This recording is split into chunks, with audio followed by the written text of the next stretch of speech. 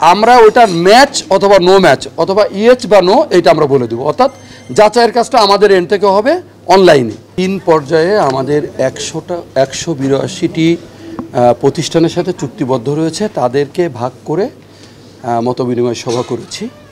সেখানে আমরা ব্যাংকগুলোকে আলাদা করেছিলাম, 64টি ব্যাংক, আমাদের সরকারি প্রতিষ্ঠানগুলোকে আমরা আলাদা করেছিলাম এবং অন্য যে সমস্ত প্রতিষ্ঠান আছে সেগুলোকে আলাদা করেছিলাম, যেহেতু আমাদের বসার জায়গা কম এবং ম্যানেজ করার বিষয়টা মাথায় রেখে 3 দিনে করা।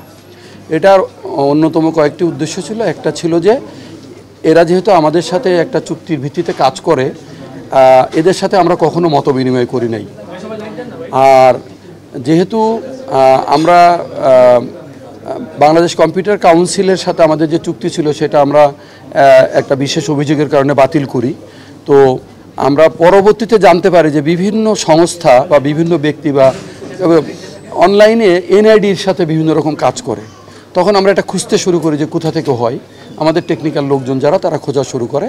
তো তখন আমরা কয়েকটা প্রতিষ্ঠানে আমরা লোক পাঠাই, যে সমস্ত প্রতিষ্ঠান থেকে হচ্ছে মর্মে আমরা অনুমান করি। তো লোকজন পাঠানোর পরে আমরা দেখি যে সেখান থেকে বিভিন্নভাবে ডেটা লিক হচ্ছে এবং ওই লোকগুলো ওই লিক জায়গা থেকে ব্যবহার করছে। তখন আমরা ওইগুলো ক্লোজ করে দিই এবং আমরা তখন চিন্তা করি যে তাদেরকেও আসলে আমাদের সাথে সম্পৃক্ত করা দরকার এবং এই যে মূল্যবান ডেটা, এই যে তথ্য ভাণ্ডার, এটা রাষ্ট্রের জন্যে, জনগণের জন্যে, বাংলাদেশের জন্য খুবই গুরুত্বপূর্ণ।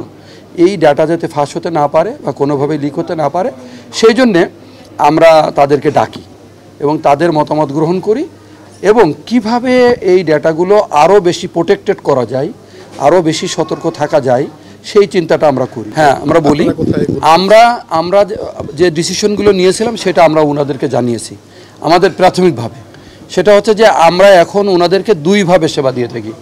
এটা হচ্ছে এপিএ সিস্টেমে, যেটা ডাইরেক্ট ওনারা আমাদের সাথে অনলাইনে যুক্ত থেকে কাজ করতে পারেন। আরেকটা হচ্ছে পোর্টাল সিস্টেমে, অর্থাৎ ওই যে আপনার এনআইডি নাম্বার এবং ব্যক্তির জন্ম তারিখ দিলে পোর্টালে এই তথ্যগুলো ভেসে আসে। তো এইভাবে তারা নিচ্ছিল, কিন্তু আমাদের একটা সিদ্ধান্ত এরকম হয়েছে যে আমরা যেহেতু এনআইডি ওনারা যাচাই করে, তাহলে আমরা ওনাদেরকে এনআইডি যাচাই করাবো। কিন্তু এতদিন আমরা যেটা করেছি 14 সাল থেকে, সেটা হচ্ছে যে ওনারা যখন এই 2টা ইনপুট দিলে এই তথ্যগুলো ওনাদের কাছে চলে যেত, তখন ওনারা যাচাই করত। আমরা এখন যেই জায়গাটায় যেতে চাচ্ছি সেটা হচ্ছে যে ওনারা ইনফরমেশনটা দিবে আমাদেরকে, দিলে আমরা ওইটার ম্যাচ অথবা নো ম্যাচ অথবা ইয়েস বা নো এটা আমরা বলে দেবো, অর্থাৎ যাচাইয়ের কাজটা আমাদের এন্ড থেকে হবে অনলাইনে।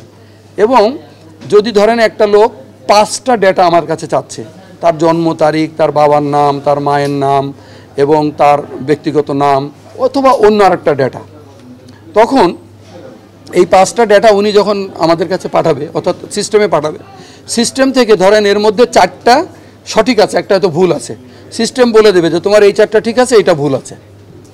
তো তখন সে হয়তো চিন্তা করবে যে কোথায় ভুল। আর আরেকটা প্ল্যান এরকম হচ্ছে যে তারা ওই লোকটাকেও দেখতে পাবে। এখন তো এমন হতে পারে যে আমাদের লোকজন চিন্তা করেছে, যারা টেকনিক্যাল লোক, এবং আপনারা হয়তো জানেন অনেকে তার নিজের ছবিটা এডিট করে ফেলে অন্যের এনআইডিতে নিজের ছবি লাগাই ফেলতে পারে, ফেলে কিন্তু একটা ব্যাংকে বা একটা প্রতিষ্ঠানে যেয়ে আপনার সহযোগিতা চাইতে পারে। তো আপনি তো লোকটাকে আইডেন্টিফাই করতে পারলেন না। তো ওনাদের একটা সাজেশন ছিল যে আমরা যদি এরকম একটা সিস্টেম করি যে ওনারা ওই ফেসটা দেখতে পারবে তাহলে ভালো হয়। তো আমাদের এন্ড থেকে লোকজন মনে করেছে এটা দেওয়া সম্ভব। কেউ আমাদের কাছ থেকে আঙুলের ছাপের ইয়েটা নিতে চাই, তো আমাদের লোকজন বলছে এটাও দেওয়া সম্ভব, কিন্তু আমাদের সেজন্য কিছু কাজ করতে হবে। কিন্তু ওনাদের মানে একজন ব্যক্তিকে আইডেন্টিফাই করতে অথবা এনআইডি যাচাই সেবাটা নিতে কোনো অসুবিধা হবে না। এটা হচ্ছে বেসিক জিনিস একটা কমিটির। হ্যাঁ, বলছি এখন যেহেতু আমরা লিকের কিছু প্রমাণ আমরা পেয়েছিলাম সেই জন্যে, এবং আমরা এগুলো এখন বন্ধ করেছি, আমরা এখনও খুঁজছি আর পাচ্ছি না। তো আমরা চিন্তা করলাম যে ওই সিস্টেমে কিন্তু আমরা চিঠি দিয়েছি, লোক পাঠিয়েছি, এবং আগে খুব বেশি মনিটরিং ছিল না। আমাদের দেশে তো এটা একটা বড় সমস্যা যে আমরা অনেক আইন কানুন নিয়ম কানুন করি, কিন্তু আমরা আসলে এগুলো ফলো আপ করি না, অথবা আমরাকে যেটা বলে মানে শাসনটা করি না, বা আমরা ভালোভাবে দেখি না।